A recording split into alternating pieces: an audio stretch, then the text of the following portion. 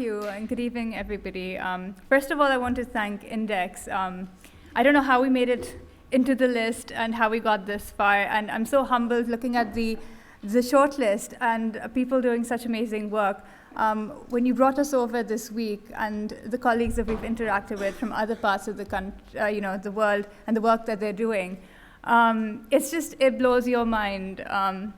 About what we do in Pakistan, of course, though, our battle for the past year especially has been challenging a piece of legislation that the government is trying to bring in, which has various speech restrictions, among various other things.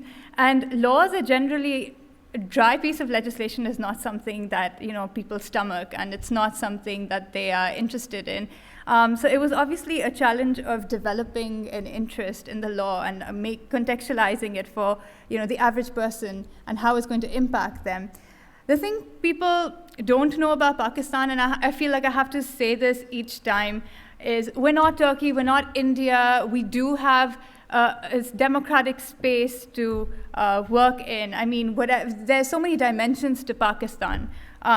It's interesting what Shazia was saying, about women in this space. It's not, so just because we're women doesn't mean it's particularly challenging for us to work. We're not taken less seriously.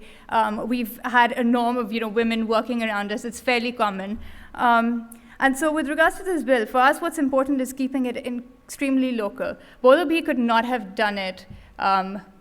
We could not have done this by ourselves. The local support that we got when we first got a leaked copy of this bill and we made it public with an analysis, we approached local industry organizations, other civil society organizations, legislators in opposition. This has been a collective battle. This is a space that we worked in. Yes, we've been very confrontational with the government, but at the same time, we found allies locally, and that's what's incredibly important for us. And we've derived strengths from this. It's very ironic.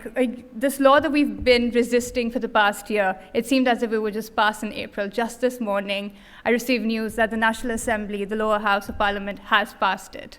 And now moves to the Senate. So one thing being, part of this process is there are no immediate victories, and it's not quick, and that's something that you need to remind yourself. And I think we shouldn't look at those as benchmarks either. It's a process, it's long drawn out, and as long as you're part of it, you remain part of it, you keep trying, that's what's important to us, and you find allies along the way, and that's about it. Thank you very much.